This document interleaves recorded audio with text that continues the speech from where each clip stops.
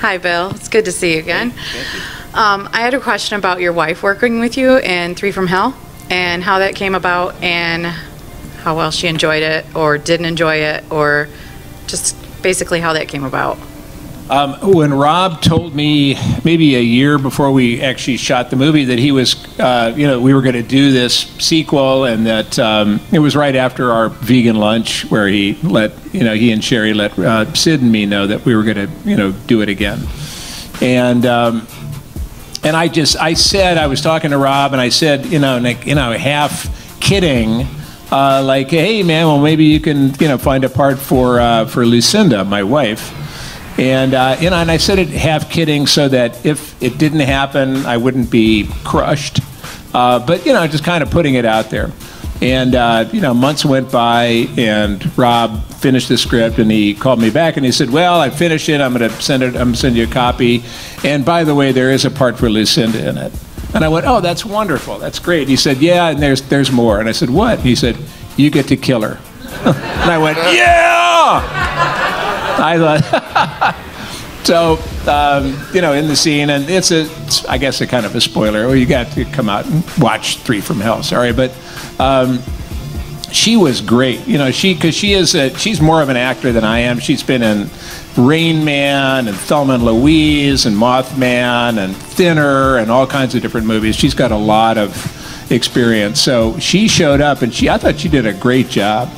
And especially because she had a moment where, and this is kind of a spoiler, she's standing, actually talking to this very strange, character.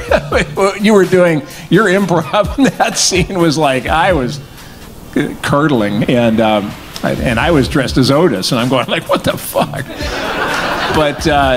But then all of a sudden, there is that blast of blood and brains into her face, and she knew it was coming. And I thought her greatest moment was knowing it's coming. When you're about to get, a blast of whatever it was into her face. I thought she was amazing that she just held it, pretended like she wasn't going to get this blast of. And it turned out it was blood and bananas, and they used the bananas, to kind of make it look like brains. And I thought, and she just stood there and took it, and she just hung in there with the scene. I was very proud of her. So proud that I ended up cutting her face off and nailing it to a tree. But didn't you think, and you thought, yeah, she did good. She was great. Yeah, really, really brilliant. And then she had to listen to all this weird shit that I was saying to her before that too. Some weird shit, man. She was brilliant.